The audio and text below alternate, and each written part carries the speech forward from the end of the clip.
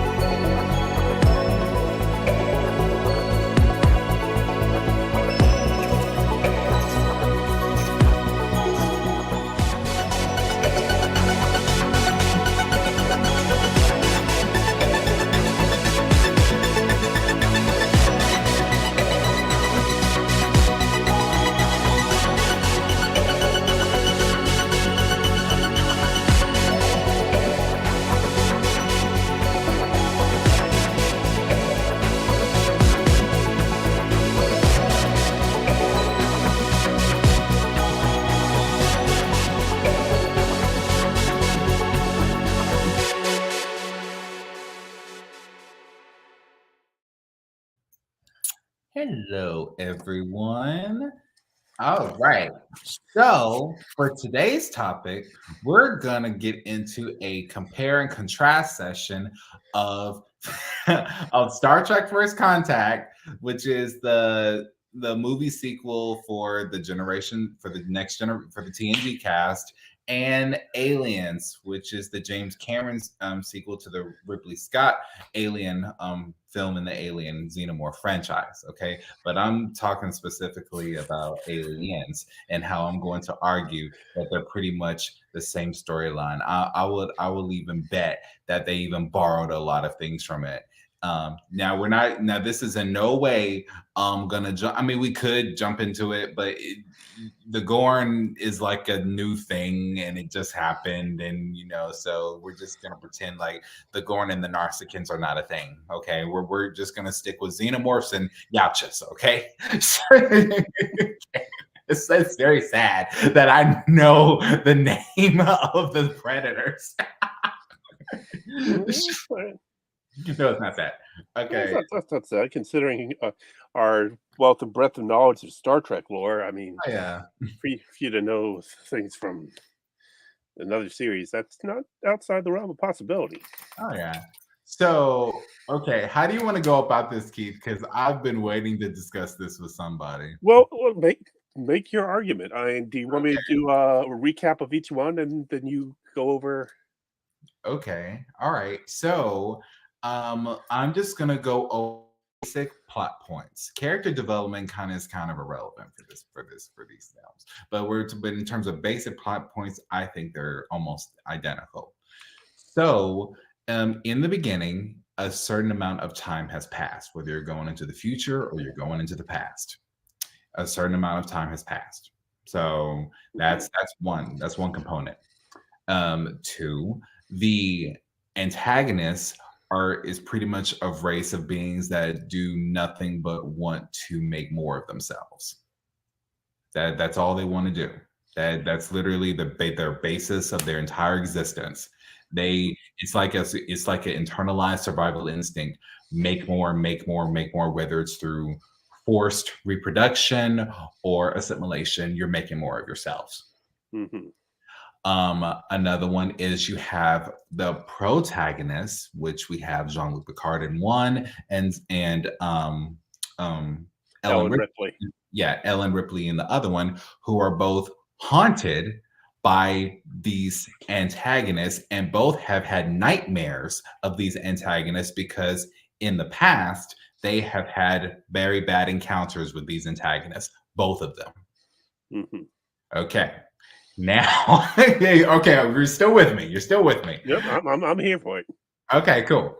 So you pretty much got the whole film shooting them, going through the ship doesn't really work. Like they find some way to just adapt or make more of themselves. But you have your combination of militaristic shoot, and it's just like and we lose some soldiers, we lose some Starfleet officers, yada yada this, yada yada that. Okay, cool. Data gets captured, Nuke gets captured. Picard didn't really want to admit it. We find out in season 1 of Picard that in a platonic way, Picard loves Data. He just never got around to saying it through the whole 13 years that he knew Data. So I'm guessing it was I don't know how many years they've been on the Enterprise, but so I'm guessing plus the 7 plus the 4 films is like I don't know how many years they've been on the Enterprise together before Data passed away. But anyway, so Picard loves Data, so I'm gonna consider him the closest thing we got to Newt. Okay. So Data gets so Data gets captured and Newt gets captured. It drives both of our protagonists crazy. Okay. So much to the fact that they both go in to the lair or the hive by themselves. Okay. Just to get them back, where we learn this big reveal that there is a queen. Like in all good, and not in all good things, in the best of both worlds, there was no concept of a queen. We didn't know there was going to be a queen. It was just it was created for First Contact. Yes, right. They saved it for First Contact. It was a relatively new concept, and then they rolled with it in Voyager, and now it's part of Star Trek canon. So now we have a queen. Just like for James Cameron, what makes this film different, other than it being it has its scary components, but it's very action packed. And he said, "I want to do something different. I want to do something new. I want to have a queen." Which is kind of explains that this is kind of like a James Cameron type thing, because Ridley Scott didn't really allude to the queen thing when he made, Prometheus and Covenant. Like he said there can be a queen, but that wasn't really where I was going for with the original Alien. Okay, cool. So in both of these films, we have a queen, which is a very big reveal, which affects all of canon for the rest of history as we know it today in both the Xenomorph franchise and the Star Trek franchise. Okay. Both protagonists are successful in rescuing their loved ones, and they ultimately, sort of win. I'm leaving out Alien 3 and Alien Resurrection. But in terms of plot points in this story, that's where I think that they're pretty much the same film. Okay. So I get it. It's more than at first I was thinking it was more the ship under siege, which is such a classic sci-fi trope that it goes back centuries. But No, there's more layers to it. The idea of the queen as the central, and it basically harkens to both the antagonist, the Borg, and the Xenomorphs as sort of an insect-like race. And in fact, the original perception, the original planning for the Borg, would that they be insects. And when they first had the idea of them around the time they made the neutral zone in season 1 of Next Generation. So the idea of having a Borg, having a queen, fits that whole insect mindset. And yeah. I mean, other than if I'm not mistaken, I think Aliens came out in '86. Yes, 1986. And First Contact came out in '96. Yep. Yeah, almost exactly 10 years later. Because I remember Generations came out in '94. So that's when I was born. So yeah, it's just I'm sorry. It's just that's why just have to rub it in, don't you? Every time you have to rub it in. Because Generations will always be my favorite film of all time. It's just the film. I think Star Trek First Contact is the most well-made Star Trek film of all. But as far as like my personal favorite, it's definitely Generations. But anyway, First Contact, because they did a very good job at tying things together and letting the story tell itself rather than rushing a bunch of stuff and leaving out a bunch of stuff and making us question a bunch of stuff. We even had a couple of cameos. We saw the Doctor, well, not the Voyager Doctor, but we saw the EMH hologram. Yeah, we saw the Mark 1, yes. Yeah, when the Mark 1, we saw the Defiant. We saw a lot of really good things, and we saw what would have been a modernized, well, I guess we see it later on in Picard, but we see it like a modernized battle of what it would look like if the Starfleet were to engage with the Borg, you know, instead of just 3 ships that they pulled out of the stockroom and just said, hey, we're going to throw a Nebula class, an Ambassador class, and a Akira class, and and call it a day. You know, I'm going like, y'all had like 30 or 50 ships, and it's okay. You can do what you're going to do. You got to remember, when you look back at how much of the Borg we saw before this, it was all in. At this point, we never got Borg in Deep Space Nine. Never. And and at this point, Voyager had not yet interacted with the Borg, it was entirely in Next Generation. The only major fight with the Borg, Wolf 359, we saw the damage from it in Best of Both Worlds, Part 2, but then we actually saw some of it in Emissary, the first episode of Deep Space Nine. But that it was basically just 3 ships. You saw the Saratoga, which was Miranda class, the overused class of ship that ever since appearing as the Reliant in Star Trek II: The Wrath of Khan. And that was the ship that Sisko was on, and then you see a couple other ships, but nothing close to the wreckage we see in the aftermath in Best of Both Worlds Part 2. Right. Yeah. Now, Aliens picks up 57 years after the first Alien movie. Of course, obviously, I mean, that's within universe. But it's I think they both take place in the 24th century, I think. I need to. I'm not sure. Let's see, when does Aliens take place? I got their IMDb page up. So okay. Right. I have not. I do not recall seeing this movie in full on my own, and I should have watched it since we first pitched the idea of doing this episode a few weeks ago. Let's see.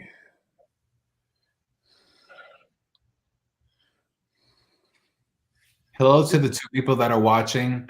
I'm sure one of them is Manny, but hello to the other person as well. Yeah, feel free to leave a comment on your thoughts on William's theory here, whether you think he's just crazy or is he seeing things, or you agree with him, which, stranger things have happened.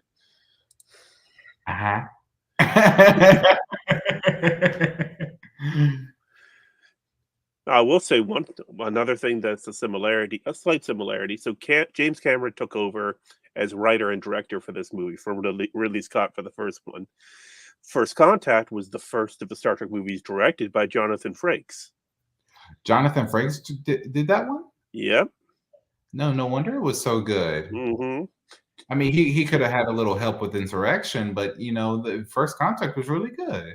Well, Insurrection, it was more a failing script rather than direction. Okay. In the case of Nemesis, the movie that shall not be named, he would have done a much better job than Stuart Baird did. So. I mean, I kind of, you know, later on, let's talk about like what would it be like if he were to direct a Kelvin timeline film. Like, I wonder how that would turn out. Well, that's the going rumor right now, is that they keep on losing directors. They had S.J. Clarkson, and then she had to leave. They had Noah Hawley, then he had another project. And then they got Matt Shankman. You know, and they had so many different directors over the last how many years? Like 4 at least. Right. Because Beyond came out for the 50th anniversary. That's all we got for Star Trek's 50th anniversary was Beyond, which is my favorite of the 3 Kelvin movies. Are you serious? I'm serious.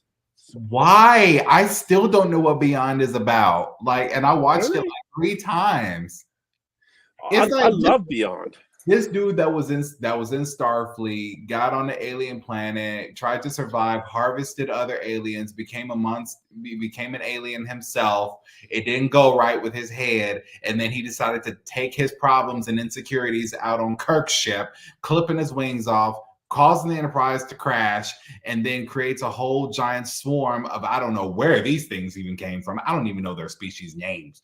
Like, I don't even know the dude's name. I just know that we see Idris Elba in an old recording, and that's it. Like, I have no idea other. The only pretty thing that was cool was like seeing the Yorktown, and that's because you and I know the history of Gene Roddenberry in the Yorktown. So it was like a beautiful thing. Well, that's one thing I would have changed about that movie. I wouldn't have called the space station Yorktown. What would you call it? Deep Space One. Well, I mean, it does kind of look like a modernized Kelvin timeline version of Deep Space Nine. Because Deep Space Nine, remember, is Cardassian design. So it was a Cardassian design, yeah. Mm-hmm. Yeah, we don't know what the other deep space stations look like. I always thought in my head that the deep space stations looked like what we've seen in the Kirk movie era. You get the space station regular one that we see a couple of times in the first 3 seasons of TNG, and then you have big, pretty dome like space dock, what they call Douglas Station on lower decks. Yeah, so beautiful. I remember I fell in love with that thing as a kid. I was like, it's back in season 3 of Picard with additions. Yeah, they brought it back with extra things added onto it. Okay. And I think at one point it even showed fireworks around it. So I mean, you gotta. I don't know. I'm sure that the editor mixed some things up so that way they can make it look like that they're just releasing the Enterprise F. I'm sure the Enterprise F is already in service, like because it's like, why wouldn't it? I mean, think about it. Why wouldn't it be? It's been more than 20 years. You should have had an F. Like, well, I mean. Enterprises tend to have about a 20-year lifespan. Technically, the first one lasted pretty long, but the A, no, that only went from the 2270s to 2295. Then you had the B, you had that being christened about 2298. Or so, and that's what we saw at the beginning of Generations. And in the B storyline, in the memory beta storyline, we do have that it went on for a good long time until it was retired, with Demora Sulu ended up becoming captain. Oh, she ended up captain. Okay. Yeah. Then you had the C with the Ambassador class. Oh, we know that was destroyed at Narenda 3. Yeah. And there was about a 10-year gap between the C being destroyed and the Galaxy class with the Enterprise D. So they waited for a minute. Well, actually, no, because there was a brief altercation between the Federation and the Klingons that never really grew, right? Well, during that time is when you had the Cardassian War. Oh, that's right, the Cardassian War. I forgot about that. I wish we had like a series on these wars, because Enterprise was going to do Enterprise. The great robbery to Star Trek fans is that we did not get the Romulan War in season 5 and 6 of Enterprise. That would have, if that would have gotten to 7 seasons that it should have, it would have covered it. Yeah. And in fact, we had John Bones, he hosted Trek Talks 2 this past weekend, and had Scott Bakula on, and he said, we were robbed. We should have gotten to 7 seasons. And in my mind, we deserved it. And the problem was we were on UPN, and UPN was dying. Not long after Enterprise was canceled, UPN ceased to exist. It merged with what was the other network? But it became the CW. So they thought because Voyager did a good job on UPN that Enterprise could too. Well, yeah. Voyager was the launch show for UPN. In fact, 28 years ago this week, Caretaker Part 1. Well, actually, no, both parts. Caretaker Part 1 and Part 2 aired on, so that was like January 16th, 1990. 1990. Shoot, no. Was it 97? 28 years. So, yeah, that would be 1995. January 16th, 1995. It was a Monday night. They had it was the official launch day of the United Paramount Network, UPN, and the first big show was Voyager. Star Trek Voyager. Next Generation, Deep Space Nine were both syndicated. And so they ran all Voyager on UPN. As soon as Voyager ended, that fall they launched Enterprise, and then it ran its 4 seasons. Bakula said that he would love to come back as Archer. It's going to have to be a very interesting show. Yeah.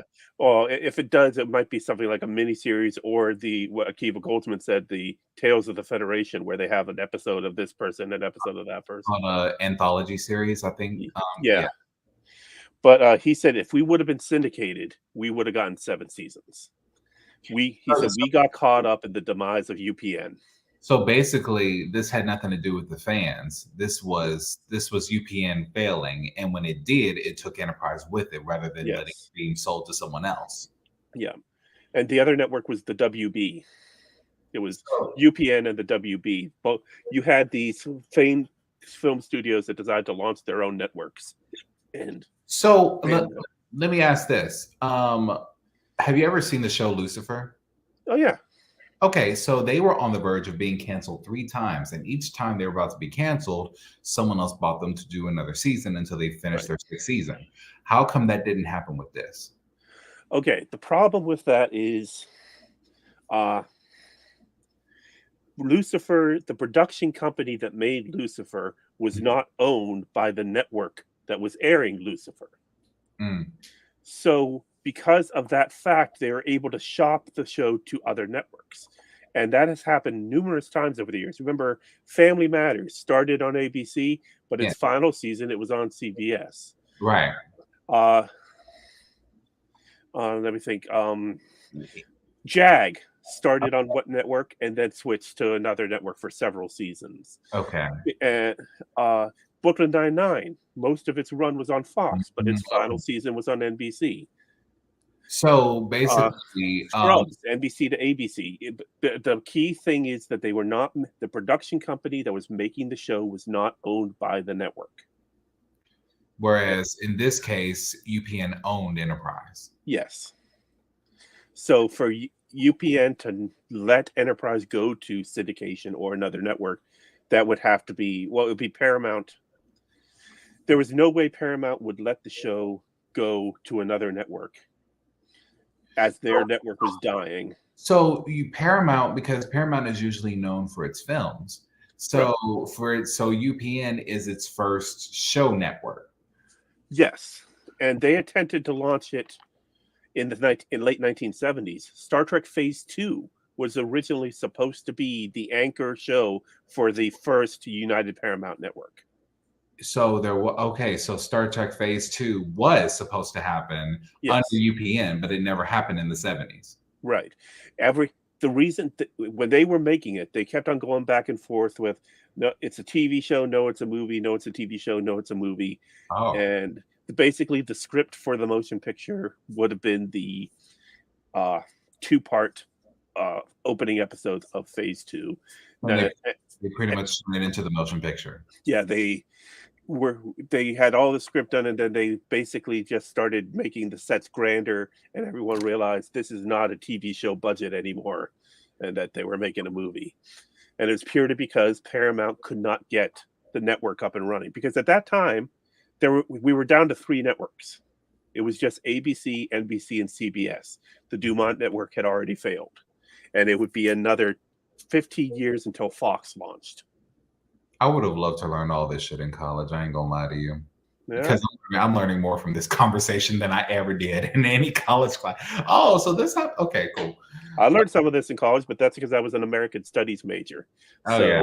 I got into all of this stuff. Oh, yeah, definitely. So UPN pretty much took Enterprise with it, and because it didn't really have a show channel to run on its own, Enterprise died right there. Well, UPN and the WB merged together to become the CW. And when you look back at what the CW is and what the CW has become, Enterprise would not have worked on the CW. It would not have worked. I remember the CW in those early 2000s days. I remember I don't think it would have done it. Like today is a little bit different because now CW is like, when you think CW, what do you think? DC shows. The Arrowverse, yeah, which is now drawing to a close. The Flash final season is currently. Oh, the Arrowverse is finna end. And it's like I kind of hear it. No one's really objecting to it because it's like it's been 13 years and it's been a good run. It's been a good run. Oh yeah, and they ran. I mean, really, they ran it into the ground, literally. And when you consider the one show that is still on of the Arrowverse, because technically Lois and Superman and Lois is not an Arrowverse show. They just have. That's right, because it happens in a different unit. They cast them for the Arrowverse and the specials, but then after the worlds merged, they're not in the Arrowverse, but they're in the DC verse. Yes, but they no longer have not crossed over with the other shows since it launched. So they're doing their own thing. They're doing their own thing. They haven't crossed over. I mean, the fact that you had, up until last season, you still had Legends of Tomorrow. And of course, and you still had Batwoman. That broke my heart. That broke my heart. I know. There's still an attempt to try to bring back Legends of Tomorrow. Just one more. Just one. Just such a good show. Or do something to give us a nod in the Flash, which I think they're going to do something with Green Lantern in the end of Flash. I think. Oh yeah, because Spartan is back. They got Diggle back and when we saw the end of him at the end of Arrow, it was him finding the ring to become green. Right. And then he came later on in one of the shows, probably Legends of Tomorrow or Flash, where he said, I thought about it and I don't want to do it because it would mean me giving up my family. And so I thought, in this universe, he turns down the ring. Right. But even though it's the end of the Arrowverse, it would be nice to know that he takes it up and does something. Hell, after my wife becomes the Anti-Monitor, I think I should become the Green Lantern. So seems fair. Yeah, I'm like, yeah, but I ain't gonna lie, they did them dirty with the end of Legends of Tomorrow. They shouldn't have done that. And then just left us hanging. They left us hanging Crisis of Infinite Earths was so very good, so very well done, bringing everything together. But once it was over, it was kind of like, I don't really care to watch any of these shows anymore. Because we were kind of building to this Crisis on Infinite Earths is like the Infinity Saga in a way. Yeah, it was the ultimate. and we built for it for years. And yes, there are some moments that were let down, but bringing everyone together. Even some accidents that worked out perfectly. Mm-hmm.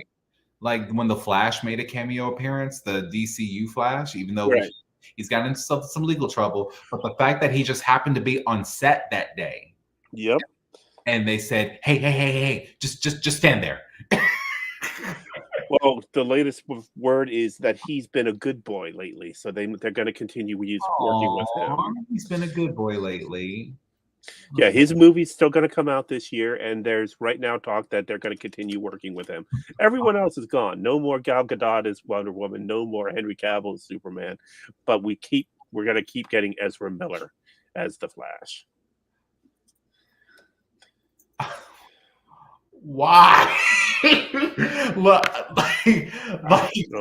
I can't conceive the fact. Look. I'm not saying people can't change. Obviously, people can change, but I'm still stuck on the holy trinity of the DCU. Okay, they let them go. Mm-hmm. Hey, Manny, we're all over the place now. I love it. Good. We basically gave up on William's theory and just moved on to ranting about television and everything. There was really nothing to contradict, so it was just like, okay, yeah. And then that was so it. Funny. The notes are the same, but it's a different music. I mean, what you were saying about the DC? Can you hear me? Okay. Well, we were talking about UPN and then CW. We got UPN becoming. I just read that, and now that's why we only got 4 seasons of Enterprise. Exactly, because so at first, the Trek Talk 2 talk this past weekend. I read that article.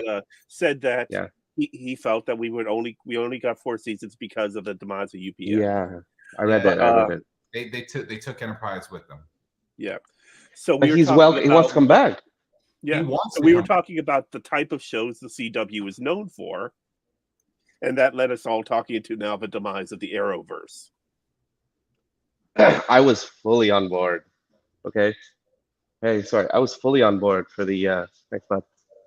For the all good. Yeah, thank you. Sorry, guys. I have yeah. We'll talk. You're both late? I got you. No problem. Sorry, guys. Have a good day. Okay. It's actually kind of sorry. I kind of want to see. I'm a real person with a real job. I'm not just like a zany figure for like we don't have real jobs. I'm just going to discuss as a student and just sneak into Manny's class. Wow. I'm fully on board. So I watched Smallville all the way through every week. Nice. If you didn't have Smallville, I mean there were predecessors, but if you didn't have Smallville, you didn't have these other. Oh yeah. That was and that was the that's where it was bubbling and stewing and get that CW crowd, and we all had like in the 90s. Remember in the 90s we went from Superboy, then we got Batman the Animated Series, which is fantastic. Then we got Lois and Clark, The Adventures of Superman, with Dean Cain and Terry Hatcher. Then that all was just building until we got the movies up going again, and then finally Greg Berlanti comes around and says, "I want to recognize that name." Well, he's the master of the Arrowverse. The first season of Arrow is so good. Like the first season is so wild and it had so much potential, and we're like, oh, okay. Because I watched every single cartoon, the Batman iteration. I've seen them all the way through, in and out. Same with Spider-Man. And if you watch, you see the Green Arrow evolve. And there's a Smallville Green Arrow, but there was the Batman Brave and the Bold Green Arrow, very funny too. But the insinuation when they were racing their cars together and whatever was, the Green Arrow was another Batman. He was sort of redeveloped, and that for me, when they took him and made him this super complex character, the whole thing, and with a young dude and like ripping it up and stuff, it was fantastic with all the mystique and the flashbacks, and we had like lost feelings and all that stuff. But as it progressed, it CW'd itself. And I think everyone knows what that means. Yep. Yeah, that's how we got on this whole conversation with what is the stereotypical CW show. And Enterprise does not fit in that mold. Even if it was would have been there at the birth of the CW, it never would have fit. Yeah. Because I kind of have to rethink it. I had to rethink because at first I was like, well, I remember when I saw the last episode. Mm-hmm. And the mindset that I had was I was pissed, not like naturally like every Trekkie would be, but I didn't blame the network. I blamed the fans, right? Because Marina said something, and I was and like any high schooler would, I was trying to connect things that really didn't have anything to do with each other. And so she said at different Dragon Cons, Comic Cons, panels, whatever, she said the fans determined the show, which she was right. But she was talking about TNG and how the whole cast of TNG didn't even think it would go past the first season. Like, it almost didn't. Almost didn't.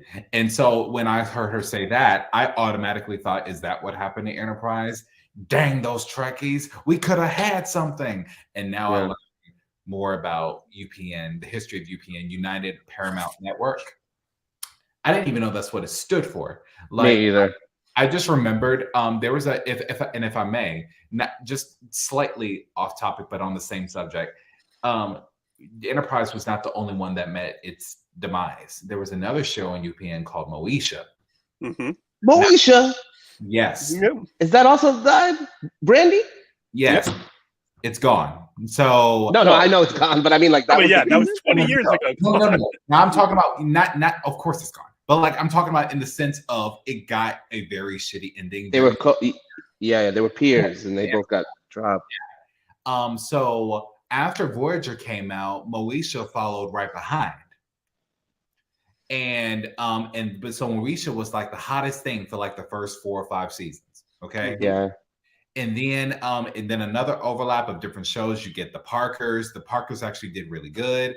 And then but Moesha kept going because they were trying to make another universe, kind of like how Star Trek TNG branched off into Deep Space Nine, into Voyager, into Enterprise, blah blah blah blah. They tried to do it again. Is what they tried to do.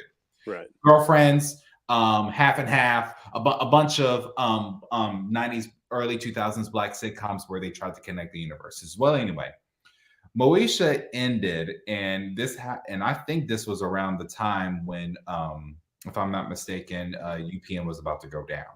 Moesha ended in 2001, so that was about the time that which Enterprise. So when Enterprise was starting, right, exactly. I watched Moesha for the first time 2 years ago. It was. I finally watched it at the end of 2020 and finished it at the beginning of 2021 on Netflix. And as I'm watching it, and because I'm trying to reclaim whatever little amount of black culture I have left, but because I'm just like I'm listening to all these references and I have no idea what they're talking about. Now I kind of get it. I need to watch Girlfriends now. But anyway, so I'm watching Moesha and I'm like, okay, cool. Oh, this branches off into the Parkers, and that's where Monique got her. Okay, cool. Oh yeah, I'm here. The final episode of Moesha was one. If I had a top 10 list of shitty endings in shows, Moesha would probably be number 3. Like, really? It was that bad. The show took a horrible turn when UPN, I think Heath, you can attest to this. Right before UPN went down, they had a change in leadership, which changed the outcomes of a lot of shows. Now, for Enterprise, that was a good thing. For Moesha, that was a terrible thing because instead of doing like the whole non-negative stereotypical black family in Moesha, they took the dad and made him damn near the antagonist. Like apparently he cheated on his wife, and Moesha's cousin, who she thought was her cousin, just turned out to be her brother. So and it's a bunch of stuff like basically this black man this doing this, messing up this black family. Dee, who's his wife, the teacher, she moves and she leaves because the actress that plays Dee, she got a Grammy recently. Congratulations to her. But she, for some show she's in, that she plays as a school teacher actually. But she left the show because she said, I refuse to be part of a show where it's another black show that's continuing to degrade another black man. What show is this? Moesha. So this is like the last season. Like, so this last season. So at the very end of the show, and there was no continuation. This was like on par with how the Best of Both Worlds ended in that season. Mm-hmm. They kidnapped Miles.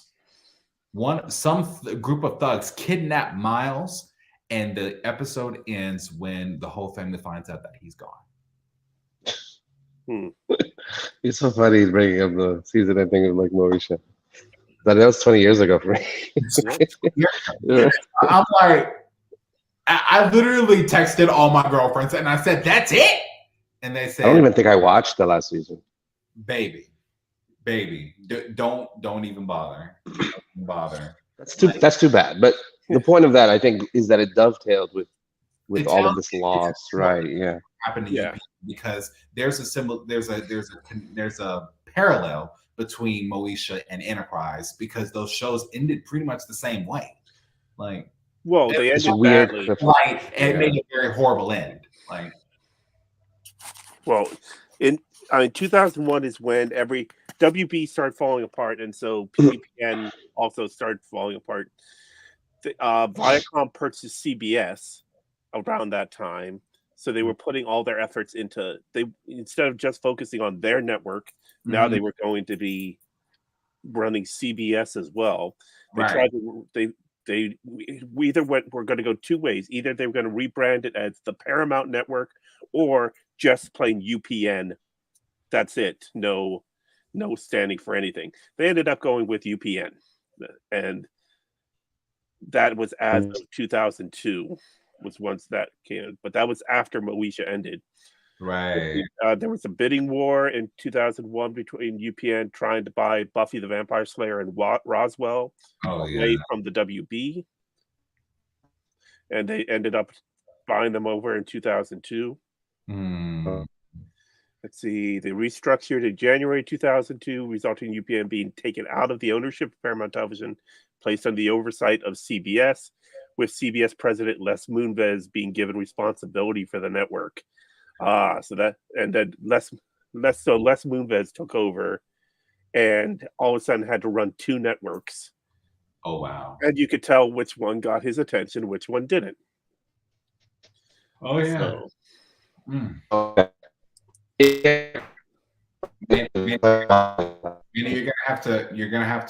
you're kind of frozen on our end. We can kind of we lost you, Manny. You're gonna have to go out and come back in. Cool.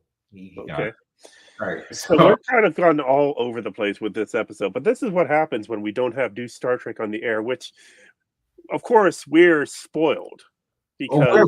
Oh my gosh, I feel like a fat kid in a candy store, and that's having more Oreos. I am so spoiled right now because even though when did there's Manny. When did Discovery come out? When does Discovery come out? 2017. 2017. So was it really 2017? Yep.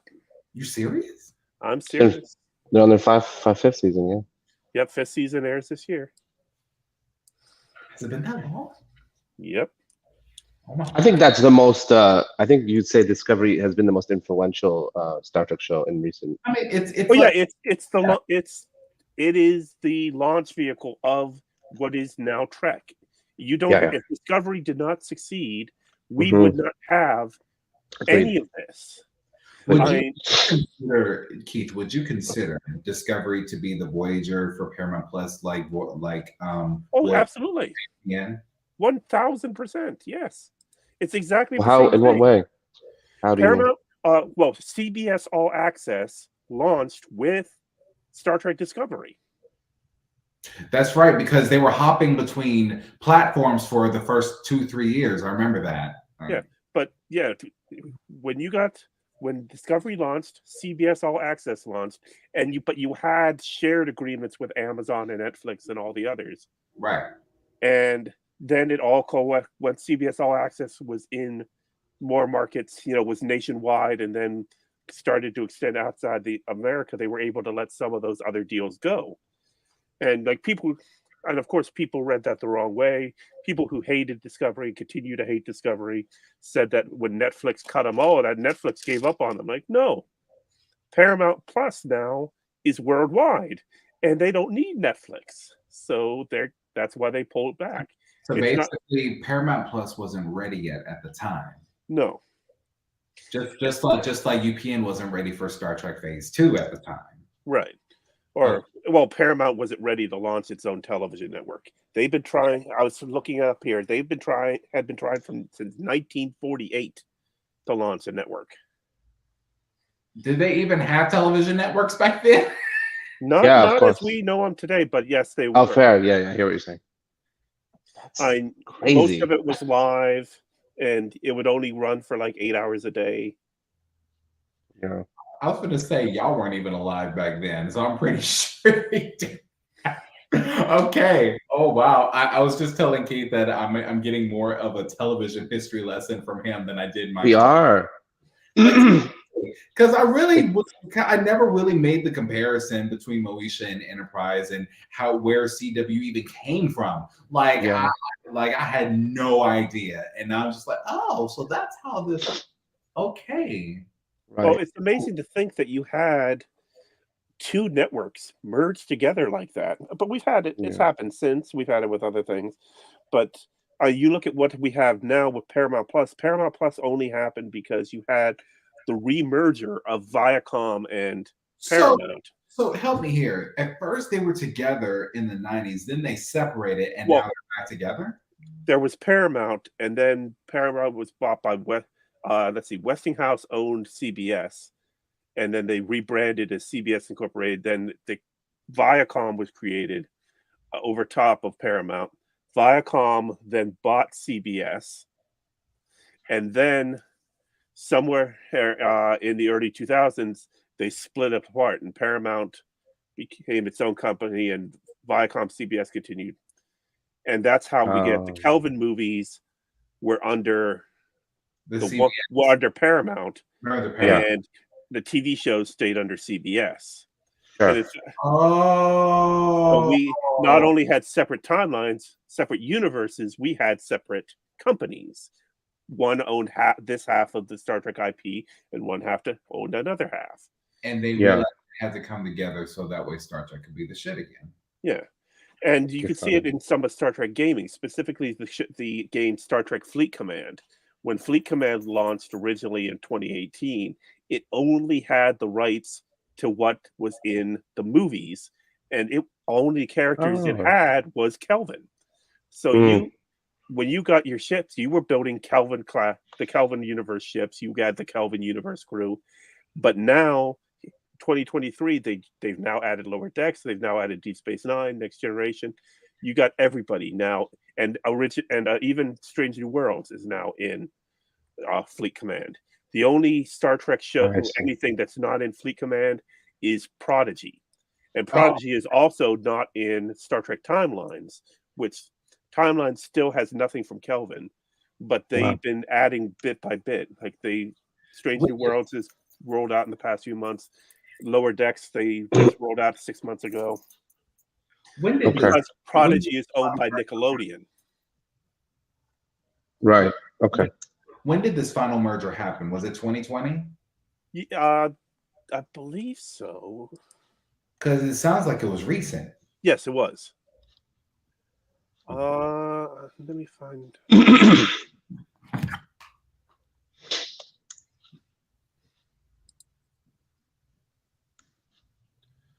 See. Can you guys still hear me? Yes, we can hear you. I'm very much enjoying this. I just want to make one point while my audio and video still works. Oh, go ahead. You know, you know how in the Marvel universe you have all these different things where you have different multiverses and we get different properties and we get different stories simply because some creative writer took Batman to 1899 or in the DC or something, or did Spider-Man 2098 or whatever. I can't remember all of them. Yeah. And you read those and they're fantastic in their own right. And when you have all of these Star Trek properties conglomerated, under the same umbrella, whatever, I would argue that you may not get the same authentic, amateurish sort of spread where artists are free to see the vision in different ways. And that as much as we want to have a cohesive umbrella in which all these properties are all under the same thing. It's technically all in the same universe. I was a Marvel Agents of S.H.I.E.L.D. fan, frustrated with it not being integrated. I love that show. Yeah. I loved it. Very frustrated. And in the same frustration, if those movements in that studio hadn't been those ways or whatever, we may not have had it. It might not have gone so long or whatever. It was that weird project that like got that attention simply because it was an artifact of a previous time, the Marvel Studios and nonsense like that. So I would say that like I'm really happy that for all those haters out there, for all those people who are listening, who dislike any new Trek or whatever you want to call it, it's all Trek to me. It's all Star Trek. It's all possible. It's many multiverses, whatever. I always hated the fact there are only 2 universes in the Star Trek world. You know, like now we're exploring different like threads and stuff like that, and I can't wait to do that. But my greater point is I'm happy for the diversity that has come out of that messiness that Keith is describing. Thank you, Keith. No, you're welcome. No, it's okay. But yeah, it never made sense there. Up until Parallels in Star Trek Next Generation, there was only ever 2 universes. There was the Prime and the Mirror. Yeah. Right? And they had discussed the possibility of alternate timelines, but Parallels is what really allowed us to see a true multiverse. Yes. Yeah. And it was never touched on again. Right. When we get the Kelvin universe, yes, they created an alternate timeline, and they merely discuss it as an alternate timeline. And even though you look at how things looked on the Kelvin, where at this supposed where the timeline split, and that does not look like where Trek should be technologically versus where it was for the original series versus where it was post Enterprise. And of course now Discovery basically the best way I've seen of describing it is you watch the original series, and yes, it looks a certain way. Well, you watch Strange New Worlds now, and it looks a certain way. Really, you're watching high definition 4K versus basic color. Yeah.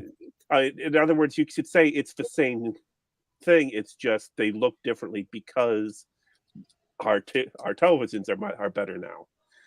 But I mean, obviously, there's so much more they can do now than they ever could have dreamed of doing when the original series is on. Yeah.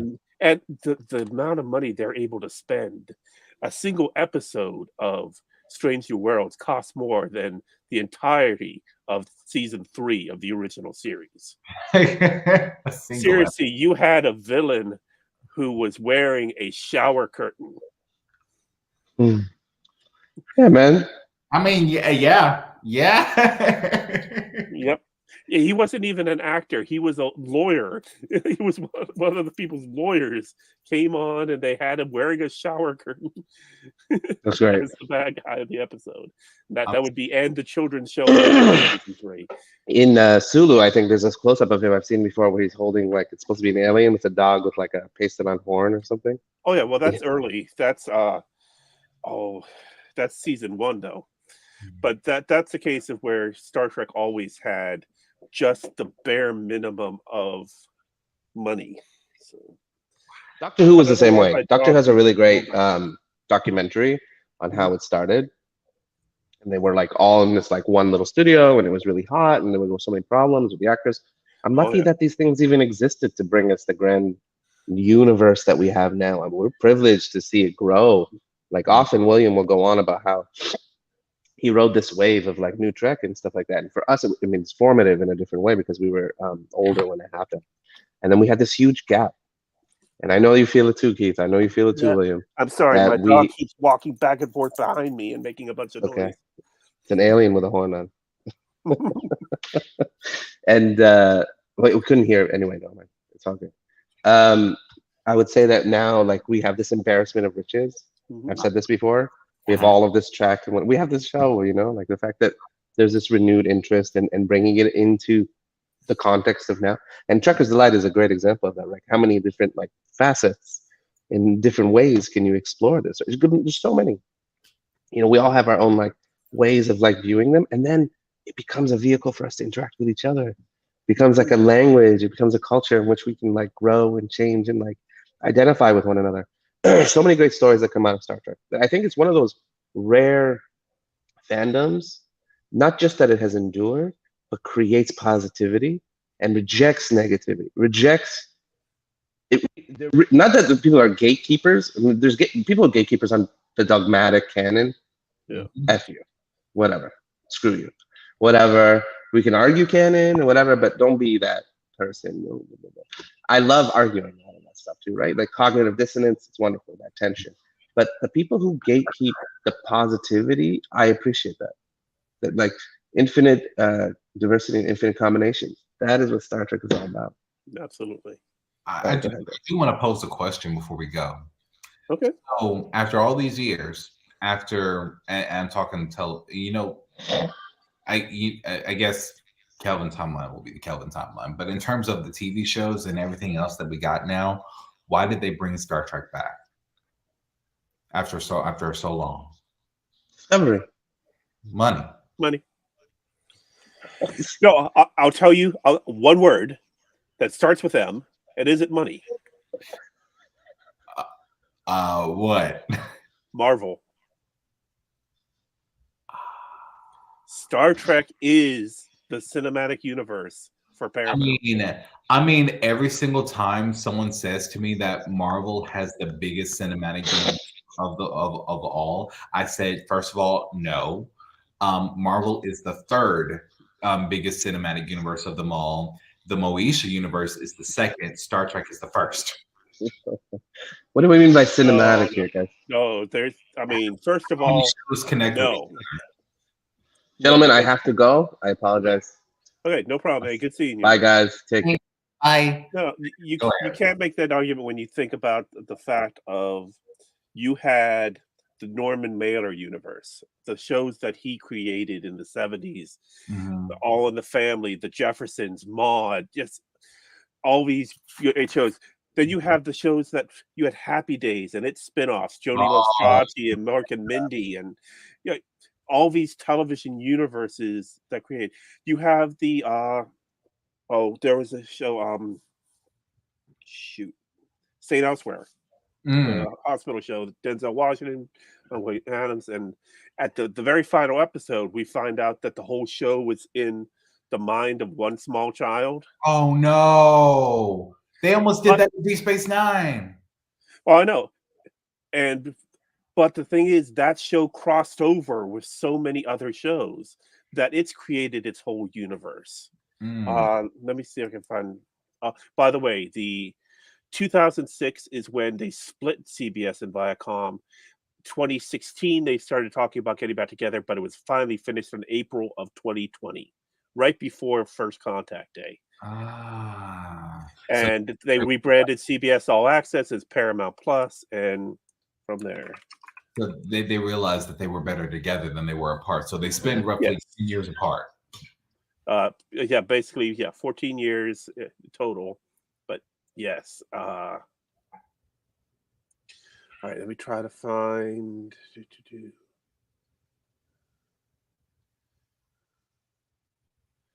The last one, the final episode of St. Elsewhere is. The finale is most known for its prerogative policy. Westfall and his son Tommy Westfall, played by Chow, who has autism, are seen in Dr. Arsander's office watching snow falling outside. The image cuts to an exterior shot of the hospital shaking. At that moment, Tommy and Daniel Arsander are seen in an apartment building with Tommy sitting on the floor playing with a snow globe. A much younger-looking Donald arrives home from a day at work. It is clear from his uniform he wears in the dialogue scene that he works in construction. Arsander is revealed to be Donald's father and thus Tommy's grandfather. And so basically everything on the show was in Tommy Westfall's mind. So you have this whole universe, and it's called the Tommy Westfall Universe Hypothesis. And as I'm reading from Wikipedia here, it makes the claim that not only does St. Elsewhere take place in Tommy's mind, but so do so many other shows because of the fictional crossovers and spin-offs that came as part of it. So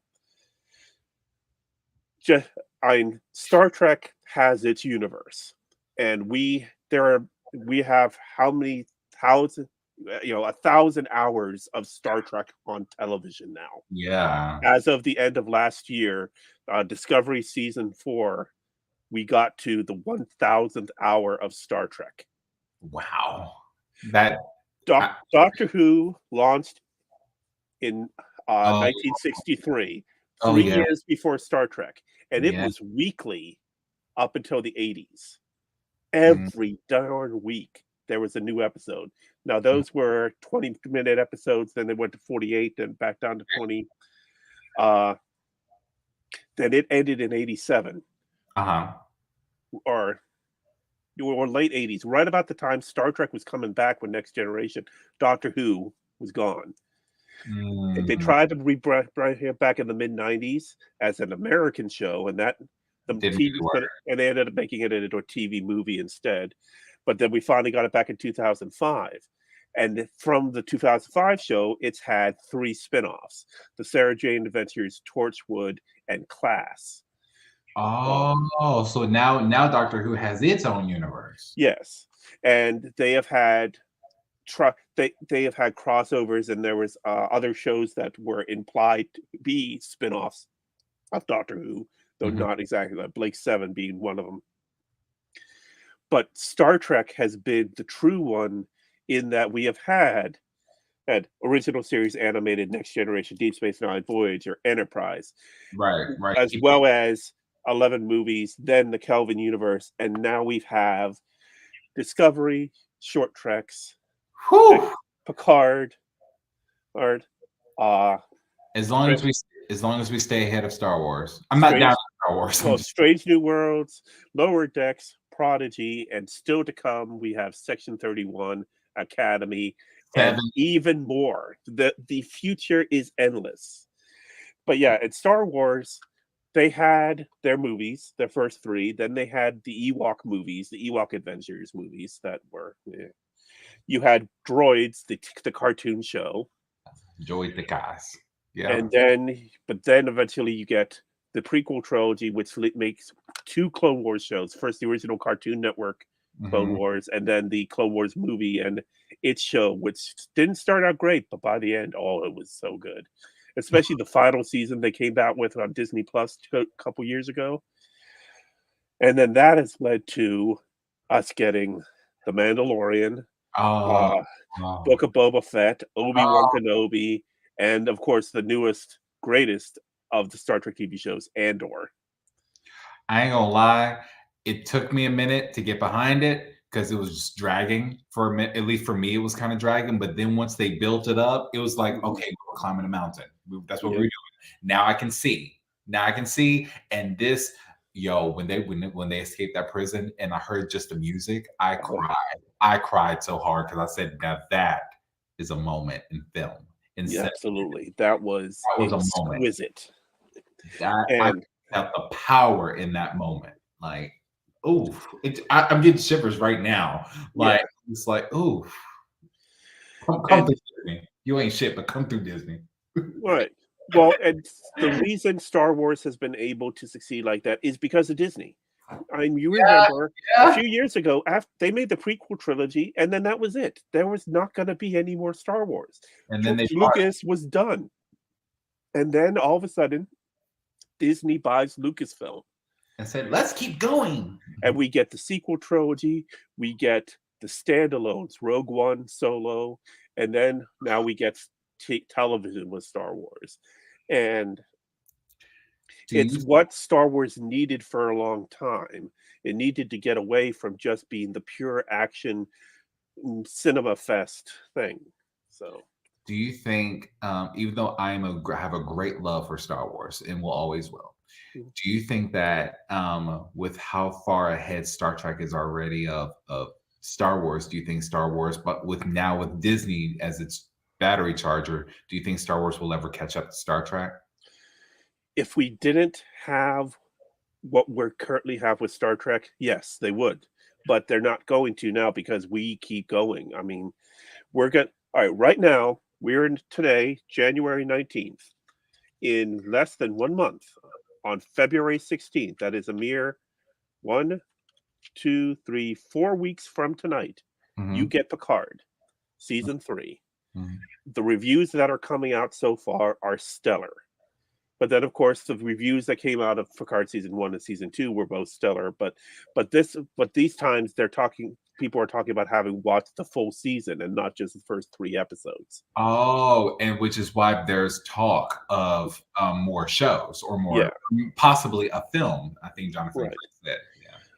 Well, we have 10 weeks of Picard, and we know in the can, Discovery season 5 is there. Strange New Worlds season 2. Yeah. And they are currently making Lower Decks season 4. And then Prodigy season 2 will come out at the end of the year. Maybe. Well, we have so much as it is, so it probably might be next year. But there's a high chance that we could have Picard season 3, 10 weeks. So 10 weeks, starting on the 16th. That's 1, 2 in February, 3, 4, 5, 6, 7 in March. 8, 9, 10, April 20th, 420. There is a high possibility on April 20th we get the final episode of Picard and the first episode of season 2 of Strange New Worlds. Another overlap day. Yeah. Yes. Then we get 10 weeks of Strange New Worlds. Oh, beautiful, beautiful. Going to 27th, makes week 2. In May, 3, 4, 5, 6. Into June. 7, 8, 9, 10, finishing on June 22nd. June 22nd, very high possibility that we get 2 episodes that day. We get the final episode of season 2 of Strange New Worlds and the first episode of season 5 of Discovery. Discovery. Oh, wow. And Discovery is 13 episode season. So that would start June 22nd, 29th. 13.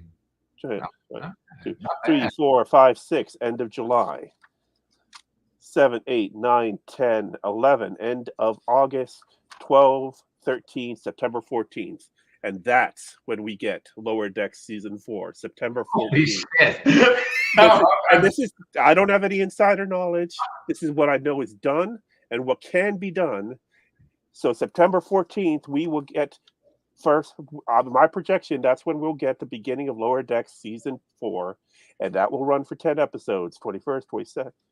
8, that takes it to 3, 4, 5, 6, 7, end of October, 8, 9, 10, up to November 16th.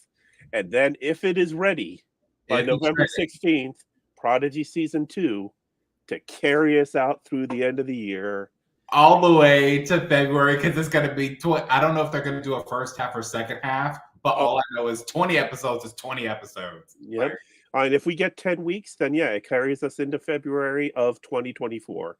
So we will have had this break. At that point, the new show should be coming out in Picard's place.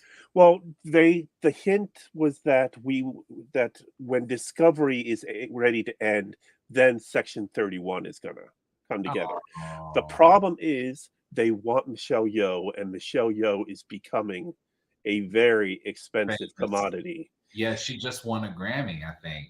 No, she won a Golden Globe. Let's talk about an award that matters. All right, come on, that's a Grammy? No, she won the Golden Globe for Best Actress in a musical or comedy. Oh. So now she's getting hard to get a hold of now. Exactly. Especially since she also has 2 roles in the Marvel Cinematic Universe. She's in The Guardian. She was one of the people in Guardians of the Galaxy. At the end of Guardians of the Galaxy Volume 2, the original Ravagers, she was one of them. And then, of course, she's Shang-Chi's aunt. Damn it to him. So you got her tied to 2 different parts of the Marvel universe. You've got the possibility of continuation of the movies from the Crazy Rich Asians. You have the TV show that she's got coming out. What's it called? She already has a TV show coming out? Oh, yeah. Hold on, let me find it. In a way, you're reminding me of Zoe Saldana, because she's in Star Trek, Avatar, and Guardians of the Galaxy. Yeah. Yeah. So she's just like, I mean, She's a very hardworking, talented woman. Honey, I ain't gonna lie. Michelle Yeoh also has the Witcher Blood Origin miniseries. Let's see. Everything Everywhere at Once. Pause. Upcoming. American Born Chinese. That's the name of the show. On Disney Plus. Follows Jing Wong, an average teenager juggling his high school social life with his immigrant home life. When he meets a new foreign student at school, even more worlds collide in Jin's life. And that stars Michelle Yeoh. This woman's gonna be loaded for life. And Ke-Huy Quan, continuing working with her after working in Everything Everywhere All at Once. And yeah, she's got. You go to IMDb, she has 11 upcoming projects. Because guess what? She's also in Avatar 3, and 4, and 5. Because they're already shot. Or yeah, to a degree, yes. Let's see. Yeah, it says Transformers: Rise of the Beast. She's a voice of Haunting in Venice, American Born Chinese, The Brother's Son, Ark the Animated Series, The Tiger's Apprentice, Avatar 3, Wicked. She's in the She's in the movie adaptation of Wicked. Avatar 4, Avatar 5, and Da Now Dongai. It's the post-production. And these are coming out. Avatar 5 is coming out in 2028. So this is the next 5 years of this woman's life. And then Discovery is probably going to end in 2 seasons. Yeah. Right now, they look like they're going for the standard 7. Picard, of course, is going to wrap at 3, but there's rumors that there might be more. For a while, they had been talking a 7 and Raffi show. That's what I'm saying. Like, if that could like continue and like finish that 7, that would kind of like. Well, now it's going to be interesting to see, because as we were left in the comics, she was very reluctantly coming into Starfleet, and here we see in Picard that she's a commander on the USS Titan A.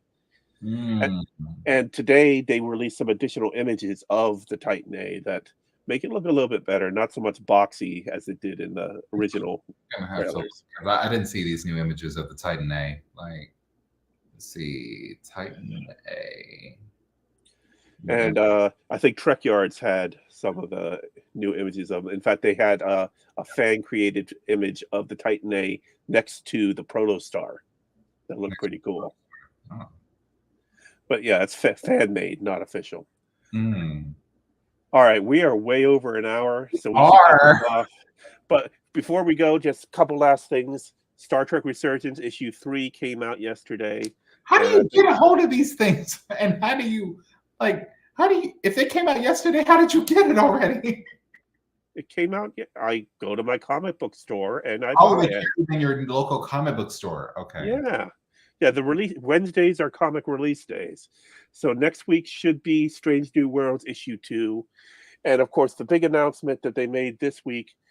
We talked. Oh, that's not it. Oh, the Benjamin Sisko. Yes, the autobiography of Benjamin Sisko is coming soon. And of course, Manny and I were talking about. Well, yeah, you were here for that conversation too last week. That's right. About how I want the autobiography of Archer, but we'll get to that when we get to that. So I think because it's like I definitely want to read that one. And of course, we still are going to get eventually someday Section 31. We'll get the Academy show. And we'll get Tales of the Federation, and maybe we'll get something more that we don't even know about right now. I'm open to it now, because before they announced Picard, there was hints that there might be a Picard series until Sir Patrick Stewart walked out on that stage back in 2018 and said that he's coming back. We didn't realize how much more was coming after Discovery. And because Discovery Season 2 was so good, we got Strange New Worlds, which is fantastic. Phenomenal. Since we last talked, I've been doing a rewatch. I did a complete rewatch of Prodigy this past weekend. And I've got 3 episodes left of Strange New Worlds. I got up to the Serene Squall today. And this series is so darn good. So, all right, I've been talking too much. No. Last question. How would you compare? Let's take out if money was not an issue, if special effects was not an issue. Let's talk about storyline and character development, right? How would you compare our Trek era today compared to what it was in the 90s and early 2000s? Well, late 90s, early 2000s is when they first were starting to do serial television again. They had done it for years before. And when you think of like The Fugitive, and you think of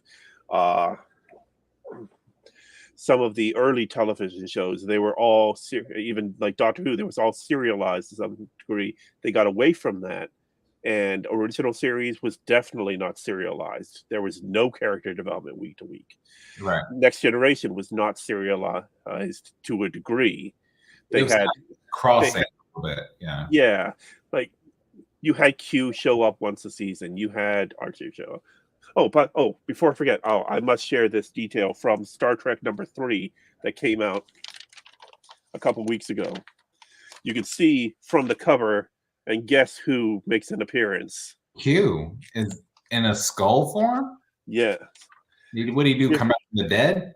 Well, no, he comes back and has this whole thing. So we have in this, and this has been shared online, the LCARS active, Starfleet database X962, star subject funnel, extra dimensional entities, query the Q continuum. Log entry, USS Enterprise, Captain Jean-Luc Picard, 10 entries in his blurb. USS London, Captain Dolan Prem, 7 entries. USS Voyager, Captain Catherine Janeway, 4 entries. Deep Space Nine, Captain Benjamin Sisko, 1 entry.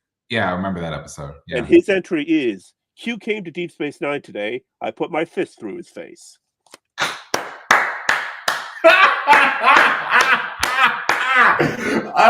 That's the difference.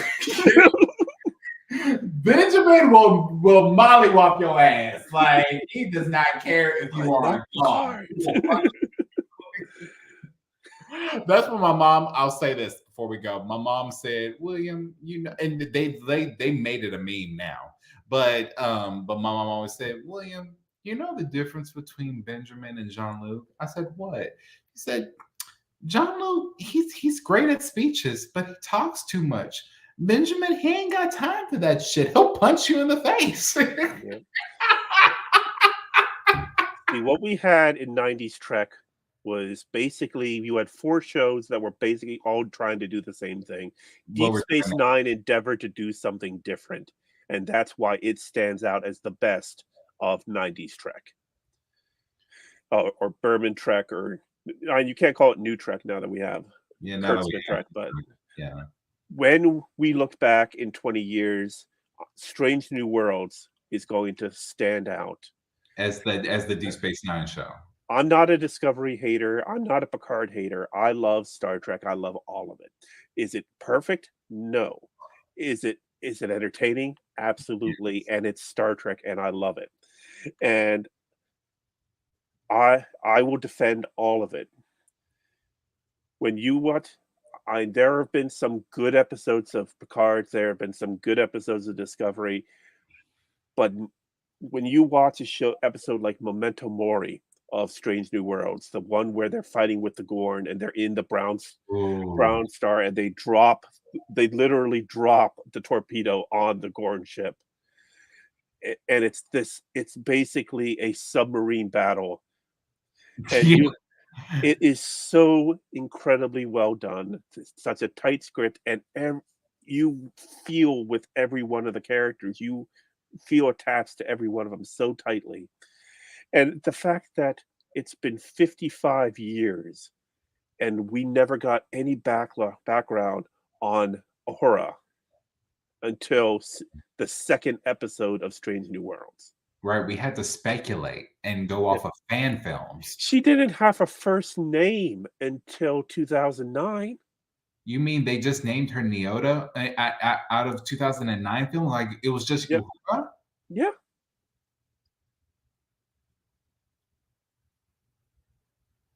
There had been beta canon that had a name for her, but it was 2009 where Neota became her official name. Was it Neota in beta canon? In beta canon, yes. But it wasn't A canon yet until 2009 before the merger. Okay. Yep. And one thing we got with Strange New Worlds, when they put out the character posters, we got Spock's full name. What is his full name? And that was in beta canon before then. Hold on. I heard it was something long and obnoxious. Yes, it is. Well, it's Vulcan. Long and obnoxious is what they do. Yeah. Hold on, let me get the full thing.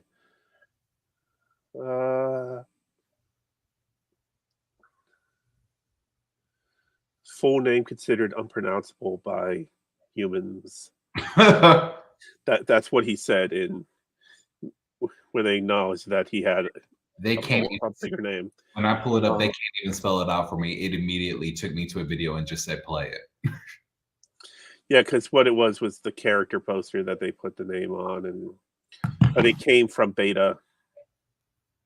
It came from one of the novels, and the author who wrote it, who came up with it, wrote this beautiful post on social media when she saw the poster and that they had kept the name that she came up with, and it was like you could not have asked for a better gift. Dang. I wonder with all this new Renaissance Trek, I kind of wonder where Rod is in all of this. Rod, executive producer of every single one. He is? Watch every one of the opening credits. It says executive producer Eugene Roddenberry. I thought Alex was the producer of the. No, he's the guy in charge. He's the guy. He's the guy that's running all of it. But Rod is right in there.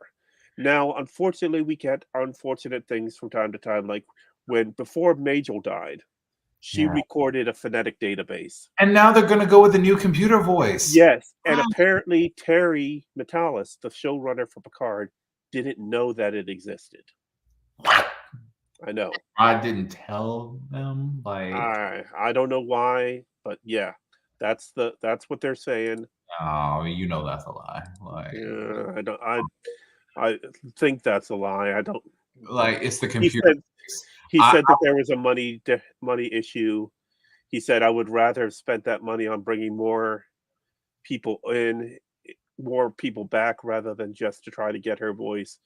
And then said that he had no idea that the phonetic database existed.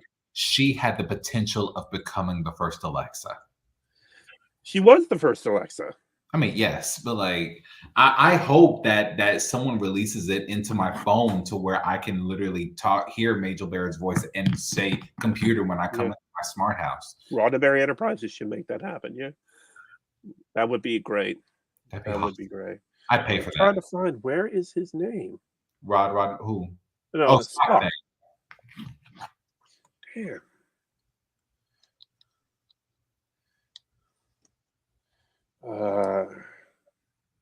I'm not letting us go until I find this name. I feel bad that I should have it memorized, but I don't. There's so many other things to memorize.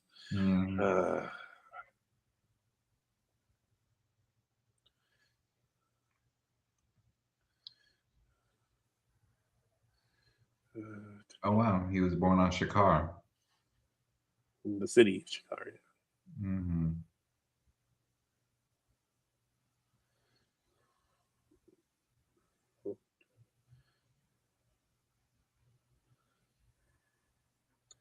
Oh, Shichan Tagai. Shichan Tagai. Shintong Tagai? Shichan Tagai. It must be Vulcan. Oh, it is Vulcan, yes. S''CHN T''GAI Spock. Spock is his last name. No, Spock is his first name. The Shichan Tagai is the family name. And that comes from the book Ishmael by Barbara Hambley. At least we got a name. Yep. Okay. Yeah. It's almost midnight here on the East Coast. Yeah, so we're gonna call it. Thanks to the one person that's been watching. Really appreciate it. And yeah, it was a great conversation. We literally did like an entire historical television recap on why Star Trek or how Star Trek came to where it is today in 2023 versus what it was in 2013 and 2003 and 1993 and 1983. So, you know, a lot of history, a lot of good lessons. Thanks for that, Keith. You actually reshaped how I think about the ending of Enterprise now. Like, still not great, but it was. Yeah, it's not great, but it's like as far as like how it ended. Because I ain't gonna lie, I blame the fans, and now I kind of don't. So it's like, okay, blame Rick Berman. Yeah, yeah. Bye-bye. But yeah, so live long and prosper, guys, and we will see you next week with whatever we're going to talk about, because we're going to keep this going until season 3 of Picard gets here on February 16th, 2023. Live long and prosper, guys. Leave comments below. Tell us what you think, what you want to hear us talk about. If you want us here to review something, let us know. We're helping here. We can go in. Mm-hmm. All right. Laters. Bye.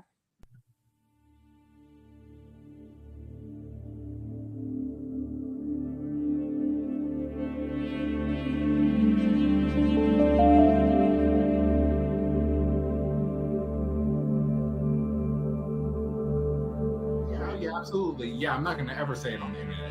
Yeah, never. Yeah. I'm sorry. Wait. There was a shadow of a church. Okay. What? William has questionable ideas about what he puts. William has questionable ideas about what he puts on the internet. Oh, I remember that episode. I remember that episode. Yeah.